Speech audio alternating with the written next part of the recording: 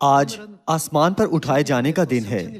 آئیں ہم خدا کے کلام کا مطالعہ واضح بعنوان آسمان پر اٹھائے جانے کا دن اور نجات کا خاص کام سے کرنے میں کچھ وقت گزارتے ہیں۔ یہ عید یعنی آسمان پر اٹھائے جانے کا دن یسوع مسیح کے آسمان پر اٹھائے جانے کی یاد دلاتا ہے۔ 2000 سال پہلے وہ زمین پر آئے اور اپنی 3.5 برسوں کی خدمت کو مکمل کیا، اور اپنے جی اٹھنے کے 40ویں دن وہ کوہ زیتون سے آسمان پر اٹھائے گئے۔ اعمال کی کتاب کے پہلے باب سے دیکھتے ہیں کہ خدا نے ہمیں آسمان پر اٹھائے جانے کے بارے میں کیسے دکھایا ہے۔ آئیں اعمال باب 1 آیت 6 دیکھتے ہیں۔ آیت 6 میں یہ لکھا ہے کہ پس انہوں نے جمع ہو کر اس سے یہ پوچھا کہ اے خداوند، کیا تو اسی وقت اسرائیل کو بادشاہی پھر عطا کرے گا؟ اس نے ان سے کہا، ان وقتوں اور میعادوں کا جاننا جنہیں باپ نے اپنے ہی اختیار میں رکھا ہے تمہارا کام نہیں، لیکن جب روح القدس تم پر نازل ہوگا تو تم قوت پاؤ گے، اور یروشلم اور تمام یہودیہ اور سامریہ میں بلکہ زمین کی انتہا تک میرے گواہ ہوگے۔ یہ کہہ کر وہ ان کے دیکھتے دیکھتے کیا ہوا تھا؟ وہ اوپر اٹھائے گئے تھے، وہ آسمان پر اٹھائے گئے تھے۔ اوپر اٹھا لیا گیا اور بدلی نے اسے ان کی نظروں سے چھپا لیا، اور اس کے جاتے وقت جب وہ آسمان کی طرف غور سے دیکھ رہے تھے تو دیکھو 2 مرد سفید پوشاک پہنے ان کے پاس آ کھڑے ہوئے اور کہنے لگے، اے گلیلی مردو، تم کیوں کھڑے آسمان کی طرف دیکھتے ہو؟ یہی یسوع جو تمہارے پاس سے آسمان پر اٹھایا گیا ہے اسی طرح پھر آئے گا جس طرح تم نے اسے آسمان پر جاتے دیکھا ہے۔ آسمان پر اٹھائے جانے کا دن جسے ہم آج منا رہے ہیں وہ عید ہے جو مسیح کے اٹھائے جانے کی یاد دلاتی ہے۔ مسیح نے ہمیں اپنے اٹھائے جانے کے ذریعے ایک نمونہ دکھایا تھا۔ یہ نبوت ہے کہ چونکہ وہ اپنی پہلی آمد پر جسم میں اٹھائے گئے تھے، اس لیے وہ اپنی دوسری آمد پر یقیناً دوبارہ جسم میں آئیں گے۔ نیز مسیح نے ہمیں سامریہ اور زمین کی انتہا تک خوشخبری کی منادی کرنے کی تاکید کی تھی۔ مسیح کا 3 سمتی جسم نہیں تھا، بلکہ وہ ایک خود مختار چوتھے یا حتیٰ کہ 5 سمتی جسم میں بدل گئے تھے اور آسمان پر اٹھا لیے گئے تھے۔ انہوں نے ہمارے لیے نمونہ قائم کیا کہ مستقبل میں ہم بھی مسیح کی طرح آسمان پر اٹھائے جائیں گے۔ پہلے تسلنیکیوں کی کتاب باب 4 آیت 13 سے دیکھتے ہیں، اے بھائیو، ہم نہیں چاہتے کہ جو سوتے ہیں ان کی بابت تم ناواقف رہو، تاکہ اوروں کی مانند جو نا امید ہیں غم نہ کرو، کیونکہ جب ہمیں یہ یقین ہے کہ یسوع مر گیا اور جی اٹھا تو اسی طرح خدا ان کو بھی جو سو گئے ہیں یسوع کے وسیلہ سے اسی کے ساتھ لے آئے گا۔ یہ نبوت ہے کہ وہ آخری لمحے پر اپنے ساتھ لاکھوں آسمانی فرشتوں کو لائیں گے۔ آیت 16 دیکھتے ہیں، کیونکہ خداوند خود آسمان سے للکار اور مقرب فرشتہ کی آواز اور خدا کے نرسنگے کے ساتھ اتر آئے گا، اور پہلے تو وہ جو مسیح میں موئے جی اٹھیں گے، پھر ہم جو زندہ باقی ہوں گے ہمارے ساتھ کیا ہوگا؟ ہم ان کے ساتھ بادلوں پر اٹھائے جائیں گے تاکہ ہوا میں خداوند کا استقبال کریں، اور اس طرح ہمیشہ خداوند کے ساتھ رہیں گے۔ بس تم ان باتوں سے ایک دوسرے کو تسلی دیا کرو۔ اس دن خدا آسمان سے للکار اور مقرب فرشتہ کی آواز اور خدا کے نرسنگے کے ساتھ اتر آئیں گے، اور پہلے جو مسیح میں موئے جی اٹھیں گے۔ اس کے بعد ہمارے ساتھ کیا ہوگا جو ابھی زندہ ہیں؟ جس طرح مسیح کوہ زیتون سے آسمان پر اٹھائے گئے تھے، اس دن جب وہ واپس آتے ہیں تو ہم ایک دم میں بدل جائیں گے اور اکٹھے بادلوں پر اٹھائے جائیں گے تاکہ ان کا استقبال کریں، اور ہم آسمان کی بادشاہی میں ابد تک ان کے ساتھ رہیں گے۔ خدا کتاب مقدس کے وسیلہ ہمیں امید کا یہ پیغام پہنچاتے ہیں۔ آپ سب ہم ایسی امید نہ گوائیں، چاہے اس زمین پر ہماری زندگی کتنی ہی دشوار، مشقت بھری اور بوجھل کیوں نہ ہو، کیا وہ دن نزدیک تر نہیں آ رہا ہے جب ہم آسمان کی بادشاہی میں داخل ہوں گے؟ جیسا کہ ہم آسمان کی بادشاہی کے بارے میں سوچتے ہیں جو بہت نزدیک ہے، تو آئیں ہم یہاں اپنی زندگیوں کی سختیوں کو تھوڑی دیر تک برداشت کریں اور ان پر غالب آئیں اور کوشش کریں کہ آسمان کی اپنی امید کو ہرگز کم نہ ہونے دیں۔ پہلا کرنتھیوں کی کتاب باب 15 سے جاری رکھتے ہیں۔ پہلا کرنتھیوں باب 15 آیت 50 دیکھتے ہیں۔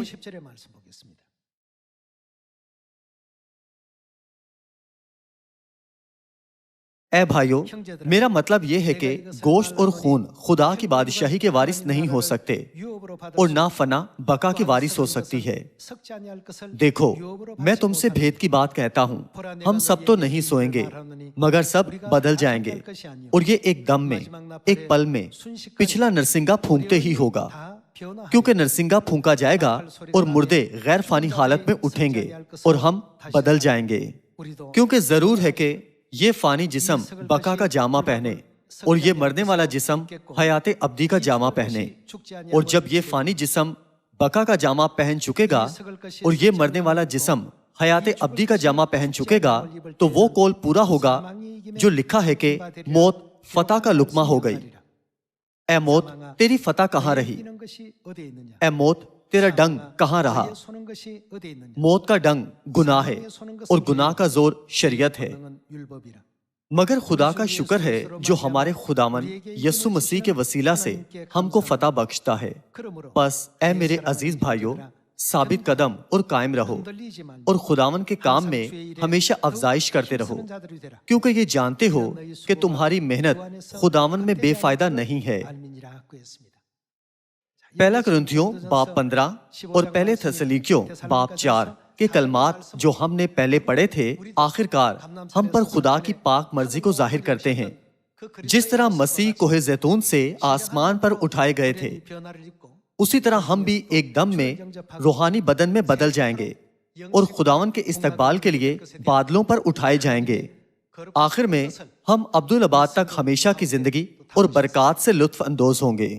تو پھر اپنے آسمانی گھر یعنی ابدی آسمانی بادشاہی کو لوٹنے کے بعد ہماری زندگی کیسی ہوگی؟ کیا آپ متجسس نہیں ہیں؟ ہم مکاشفہ کی کتاب باب 21 کی طرف جاتے ہیں۔ آئیں باب 21 آیت 1 سے دیکھتے ہیں۔ پھر میں نے ایک نئے آسمان اور نئی زمین کو دیکھا، کیونکہ پہلا آسمان اور پہلی زمین جاتی رہی تھی اور سمندر بھی نہ رہا۔ ایک ابدی نیا جہان ہماری آنکھوں کے سامنے آئے گا۔ یہ نئی دنیا کس قسم کی دنیا ہے؟ آیت 4 کی طرف جاتے ہیں۔ اور وہ ان کی آنکھوں کے سب آنسو پونچھ دے گا، اس کے بعد نہ موت رہے گی۔ خدا نے نئے آسمان اور نئی زمین یعنی آسمان کی ابدی بادشاہی میں جہاں ہم جا رہے ہیں موت کو ختم کیا تھا، اور کیا نہ رہے گا؟ اور نہ ماتم رہے گا، نہ آہو نالا، نہ درد۔ تمام دکھوں، فکروں، پریشانیوں، بیماریوں اور دردوں کے بارے میں سوچیں۔ یہ لکھا ہے کہ وہاں یہ چیزیں نہ رہیں گی۔ ہم ہرگز دوبارہ ان کا تجربہ نہیں کریں گے، اگرچہ اس زمین پر ہمیں اکثر ان چیزوں کا سامنا کرنا پڑتا ہے۔ آسمان پر ایسی چیزیں پھر نہ ہوں گی، پہلی چیزیں جاتی رہیں۔ جیسا کہ ہم اس نئی دنیا میں اٹھائے جائیں گے تو خدا نے اپنے کلام میں آسمانی بادشاہی کی خوشی اور جلال کو مختصراً بیان کیا ہے تاکہ ہم اسے زیادہ آسانی سے سمجھ سکیں۔ خدا کہتے ہیں وہاں نہ موت رہے گی، نہ ماتم، نہ آہو نالا، نہ درد۔ تو پھر اس کا کیا مطلب ہے؟ چونکہ ایسی چیزیں نہیں ہوں گی تو صرف ہمیشہ کی زندگی اور برکات ہوں گی۔ ہمیں اس زمین پر محض اپنی عارضی زندگیوں پر توجہ نہیں کرنی چاہیے جو آخرکار مٹ جائیں گی، بلکہ ہمیں اسے زیادہ غور کرنا چاہیے کہ ہمیں آسمان کے ابدی کام کے لیے کیا کرنا ہے۔ اس وجہ سے جب وہ آسمان پر اٹھائے گئے تو اعمال 1 باب میں مسیح کی کیا تاکید تھی؟ سامریہ اور زمین کی انتہا تک میرے گواہ بنو۔ کیا انہوں نے یہ تاکید نہیں کی تھی؟ روح القدس کے اس زمانہ میں بھی ہم سب کو کوشش کرنی چاہیے کہ آسمانی باپ مسیح آنسنگ ہوں اور نئی یروشلم آسمانی ماں کے جلال کو ساری دنیا میں پھیلائیں۔ آج ہم آسمان پر اٹھائے جانے کے دن کے حوالے سے مختصراً پرانے عہد نامہ کی تاریخ کا جائزہ لیتے ہیں۔ خروج باب 19 آیت 1 کی طرف جاتے ہیں۔ اور بنی اسرائیل کو جس دن ملک مصر سے نکلے 3 مہینے ہوئے۔ انگریزی کتاب مقدس میں واضح طور پر تیسرے مہینے کا پہلا دن لکھا ہے۔ اسی دن وہ سینا کے بیابان میں آئے، اور جب وہ رفیدیم سے روانہ ہو کر سینا کے بیابان میں آئے تو بیابان ہی میں ڈیرے لگا لیے۔ سو وہیں پہاڑ کے سامنے اسرائیلیوں کے ڈیرے لگے، اور موسیٰ اس پر چڑھ کر خدا کے پاس گیا، اور خداوند نے اسے پہاڑ پر سے پکار کر کہا کہ تو یعقوب کے خاندان سے یوں کہہ اور بنی اسرائیل کو یہ سنا دے۔ تیسرے مہینے کا پہلا دن بحر کلزم پار کرنے کے بعد 40واں دن تھا۔ اس 40ویں دن موسیٰ نے خدا کے بلاوے کو قبول کیا اور خدا کی مرضی حاصل کرنے کے لیے کوہ سینا پر چڑھ گیا۔ پھر 10 دنوں کے بعد عید پینتیکوست کے دن پر وہ اختیار کے ساتھ 10 احکام لینے کے لیے دوبارہ کوہ سینا پر چڑھ گیا۔ پرانے عہد نامہ کے وقتوں میں 40ویں دن کوہ سینا پر چڑھنے کا یہ واقعہ عکس کا کام کرتا ہے۔ یہ دکھاتا ہے کہ کیسے مسیح مردوں میں سے جی اٹھنے کے بعد 40ویں دن آسمان پر اٹھائے جائیں گے۔ پرانے عہد نامہ کے وقتوں میں موسیٰ خدا کے پاس گیا، جنہوں نے اس سے کہا لوگوں کو اس پہاڑ کے نزدیک آنے سے روک دے۔ تمام لوگوں کو مقدس ٹھہرایا جانا چاہیے، وہ اپنے جامے دھو کر خدا کی مرضی کا انتظار کریں۔ اس طرح سے خدا سے مختلف سمتیں پا کر وہ پہاڑ سے نیچے آیا اور 50ویں دن دوبارہ چڑھ گیا۔ پھر کوہ سینا پر 40 دن روزہ رکھنے اور دعا میں گزارنے کے بعد اس نے 10 احکام کی پہلے پتھر کی لوحیں حاصل کی اور انہیں نیچے لے آیا۔ موسیٰ کے تمام کام نمایاں طور پر ان عیدوں سے تعلق رکھتے ہیں جو ہم مناتے ہیں، جیسے وہ دن جب وہ پہلی بار خدا سے ملنے کے لیے کوہ سینا پر چڑھا تھا، بحر کلزم کو عبور کرنے کے بعد 40واں دن تھا۔ اسی طرح یسوع مسیح قبر سے جی اٹھنے اور باہر آنے کے بعد 40ویں دن آسمان پر اٹھائے گئے تھے۔ خروج کی کتاب کے باب 24 سے اس منظر پر ایک مختصر نظر ڈالتے ہیں۔ خروج باب 24 آئیں باب 24 آیت 12 سے دیکھتے ہیں۔ اور خداوند نے موسیٰ سے کہا کہ پہاڑ پر میرے پاس آ اور وہیں ٹھہرا رہ، اور میں تجھے پتھر کی لوحیں اور شریعت اور احکام جو میں نے لکھے ہیں دوں گا تاکہ تو ان کو سکھائے۔ خدا نے اس سے 10 احکام کا وعدہ کیا تھا۔ آیت 13 اور موسیٰ اور اس کا خادم یشوع اٹھے، اور موسیٰ خدا کے پہاڑ کے اوپر گیا اور بزرگوں سے کہہ گیا کہ جب تک ہم لوٹ کر تمہارے پاس نہ آ جائیں تم ہمارے لیے یہیں ٹھہرے رہو، اور دیکھو ہارون اور ہور تمہارے ساتھ ہیں، جس کسی کا کوئی مقدمہ ہو وہ ان کے پاس جائے۔ تب موسیٰ پہاڑ کے اوپر گیا اور پہاڑ پر گھٹا چھا گئی، اور خداوند کا جلال کوہ سینا پر آ کر ٹھہرا، اور 6 دن تک گھٹا اس پر چھائی رہی، اور 7ویں دن اس نے گھٹا میں سے موسیٰ کو بلایا۔ اور بنی اسرائیل کی نگاہ میں پہاڑ کی چوٹی پر خداوند کے جلال کا منظر بھسم کرنے والی آگ کی مانند تھا، اور موسیٰ گھٹا کے بیچ میں ہو کر پہاڑ پر چڑھ گیا، اور وہ پہاڑ پر 40 دن اور 40 رات رہا۔ 40ویں دن وہ پہلی بار خدا کے پاس اٹھایا گیا، اور اس نے خدا سے مختلف ہدایات حاصل کی اور خدا کی مرضی کو پہنچانے کے لیے نیچے آیا۔ پھر 50ویں دن وہ کوہ سینا پر گیا اور پتھر کی لوحیں لے لی جن پر 10 احکام کندہ تھے۔ اس کے تمام کام خروج باب 24 میں درج ہیں۔ موسیٰ کا کام ان عیدوں کا آغاز بنا جو آج ہم منا رہے ہیں۔ تو پھر ہمیں ان عیدوں کو کیوں منانا چاہیے؟ دنیا میں لوگ اس دن کو ایک عام دن گردانتے ہیں، تاہم ہمارے لیے خدا کی عیدوں کو منانا اور ان کی تعظیم کرنا کیوں ضروری ہے؟ آئیں فلپیوں کی کتاب باب 3 سے دیکھتے ہیں۔ فلپیوں باب 3 آیت 20 मगर हमारा वतन आसमान पर है। हमारा वतन कहाँ है? ये कहा गया है कि हमारा वतन इस जमीन पर नहीं बल्कि आसमानी बादशाही में है, और हम एक मुनज्जी यानी खुदावन यसु मसीह के वहां से आने के इंतजार में हैं। वो अपनी उस कुव्वत की तासीर के मुआफिक जिससे सब चीजें अपने ताबे कर सकता है, हमारी पस्त हाली के बदन की शक्ल बदल कर अपने जलाल के बदन की सूरत पर बनाएगा। क्योंकि हमारा वतन आसमान पर है, इसलिए ये ईदें हमारे लिए बड़ी अहमियत रखती हैं। ये इस हकीकत की वजह से है कि इन ईदों में वो तमाम सच्चाइयां मिल सकती हैं जो खुदा ने बनी नौ इंसान की निजात के लिए तैयार की हैं। वो बगैर किसी वजह के अपने जी उठने के बाद 40वें दिन आसमान पर उठाए नहीं गए थे, बल्कि ये ईदों के बारे में तमाम नबूवतों की तकमील करना था। इसीलिए वो अपने जी उठने के 40वें दिन आसमान पर उठाए गए थे, और 50वें दिन उन्होंने इब्तदाई कलीसिया के तमाम मुकद्दसीन पर पहली बरसात का रूल कुदस नाजिल किया था। बाज शायद सोचें इन सब का मुझसे क्या ताल्लुक है, ताहम ये बहुत ज्यादा मुतलका है। ऐसा क्यों है? हमारा वतन कहाँ है? इसकी वजह यह है कि हमारा वतन आसमान पर है। इसलिए क्या आसमान के लोगों को आसमानी कवानीन पर अमल नहीं करना चाहिए? हमें सबत का दिन, ईद फसा और नए अहद की तमाम ईदें मनानी चाहिए।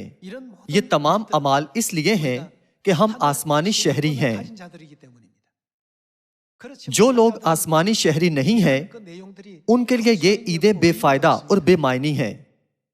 क्योंकि उनके पास आसमानी शहरियत नहीं है, इसलिए वो आसमान पर उठाए जाने के दिन की मुकद्दस ईद को, जिसे हम आज मनाते हैं, नजरअंदाज करते हैं और इसे महज एक आम दिन समझते हैं। क्या ये सच नहीं है? ताहम हमारे लिए ये खुदा का हुक्म, ज़ाब्ता और शरीयत है जो काबिल कदर है और इस दुनिया में किसी चीज से बदली नहीं जा सकती। क्या आप मुत्तफिक नहीं है? हत्ता कि अगर हम दुनिया की चीजों से नुकसान उठाते हैं, क्योंकि हम आसमानी शहरी हैं, तो हमें उन बरकत से महरूम नहीं होना चाहिए जो हमें खुदा से मिलने वाली हैं। आखिरकार खुदा हमें आसमान पर उठाए जाने और बदल जाने का तजर्बा करने देंगे। इसके बाद वो आसमान की बादशाही में हमें क्या बनाएंगे? मुकाशवा की किताब बाब 22 की तरफ जाते हैं। आए मुकाशवा बाब 22 आयत 1 से खुदा का कलाम देखते हैं।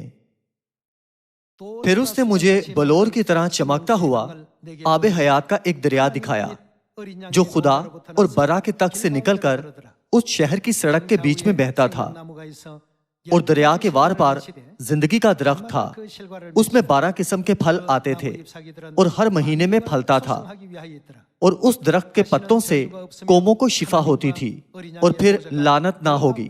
और खुदा और बरा का तख्त उस शहर में होगा, और उसके बंदे उसकी इबादत करेंगे, और वो उसका मुंह देखेंगे, और उसका नाम उनके माथों पर लिखा हुआ होगा। और फिर रात ना होगी, और वो चिराग और सूरज की रोशनी के मोहताज ना होंगे, क्योंकि खुदावन खुदा उनको रोशन करेगा, और वो अब्दुल आबाद बादशाही करेंगे। वहां मातम ना रहेगा, ना आहो नाला, ना दर्द, बल्कि सिर्फ खुशी की कसरत होगी।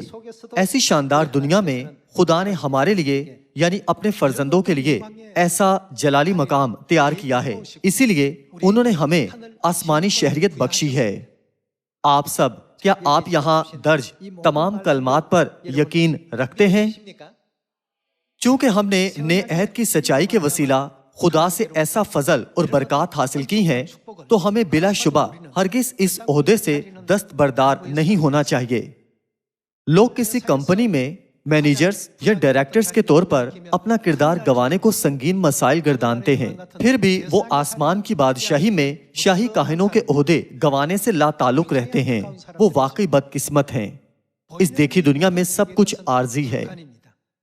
आसमानी अमूर पर तवज्जो करना बिल्कुल अहम है। अगर हमारी रूहानी आंखें इन मामूलात पर बंद रहें, तो दूसरे अल्फाज में अगर हम खुद को नाबीना हालत में पाते हैं, तो हमारे पास उसके मुताबिक अमल करने के सिवा कोई चारा नहीं होगा, क्योंकि हम मुकम्मल तौर पर समझ नहीं सकते कि वाकई काबिल कदर और अहम क्या है। आप सब, हम आसमानी शहरी हैं, लिहाजा हमें खुदा के अहकाम के साथ क्या करना चाहिए?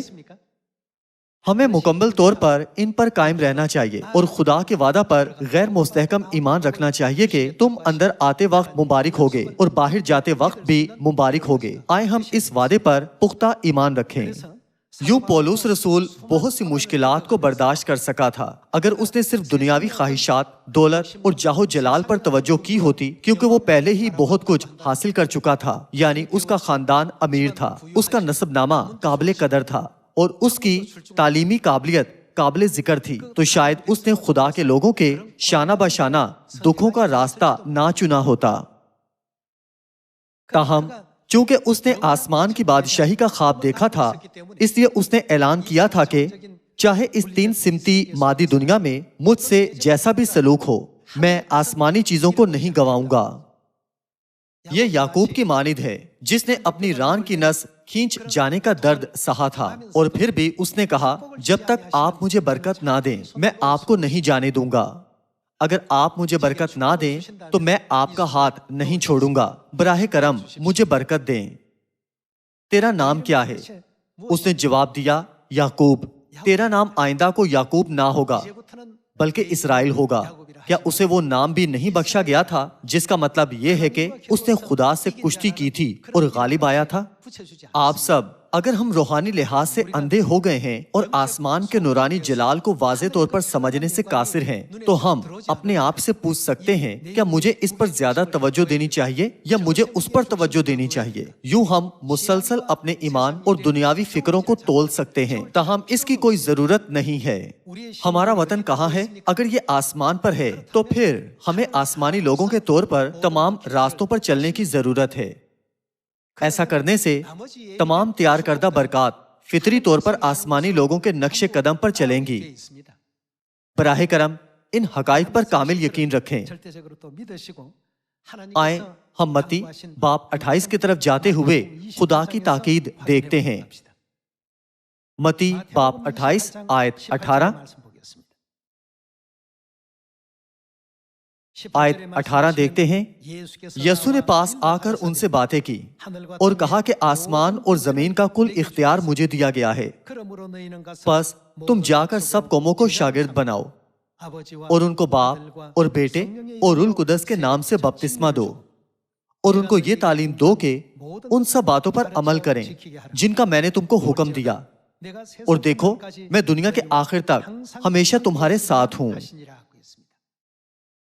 انہوں نے ہم سے کہا کہ جو کچھ ہم نے ان سے سنا، دیکھا اور سیکھا ہے اسے اپنے تک محدود نہ رکھیں بلکہ اسے وفاداری سے سامریہ اور زمین کی انتہا تک سب لوگوں میں پھیلائیں۔ ہمیں یہ تاکید کرنے کے بعد وہ آسمان پر اٹھائے گئے تھے۔ اس زمین پر یہ ان کے آخری الفاظ تھے۔ روح القدس کے زمانہ میں جب باپ اس زمین پر آئے تھے تو ان کے آخری الفاظ یہ تھے کہ وقت آ پہنچا ہے، مستعدی سے منادی کریں۔ منادی کرنے کے سوا اور کوئی کام نہیں ہے۔ انہوں نے یہ آخری تاکید چھوڑی تھی جب ان کی پہلی آمد کے واقعات کا موازنہ ان کی دوسری آمد کے واقعات سے کریں تو ہر چیز قطعی طور پر مطابقت رکھتی ہے۔ جو انہوں نے اپنی پہلی آمد پر کیا تھا ویسا ہی تھا جو انہوں نے اپنی دوسری آمد پر کیا تھا۔ جیسا کہ آج ہم آسمان پر اٹھائے جانے کا دن منا رہے ہیں تو ہمیں اس زمین پر کیا کرنا چاہیے؟ کیا ہم باپ کے حکم کو نظر انداز کر دیں گے یا ہم ان کے حکم کی قدر کریں گے؟ آسمانی شہریوں کے طور پر ہمیں درست طور پر اپنی ذمہ داریوں اور خاص کام کو پہچاننا چاہیے تاکہ ہم نئے عہد کے گواہوں کے طور پر اپنی باقی زندگیوں میں خدا کو زیادہ شکر اور جلال دے سکیں۔ آپ سے یہ کہتے ہوئے کہ آسمانی باپ اور آسمانی ماں کے وفادار گواہ بنے، میں سپہر کا واز ختم کرنا چاہوں گا۔ آپ کا بہت شکریہ۔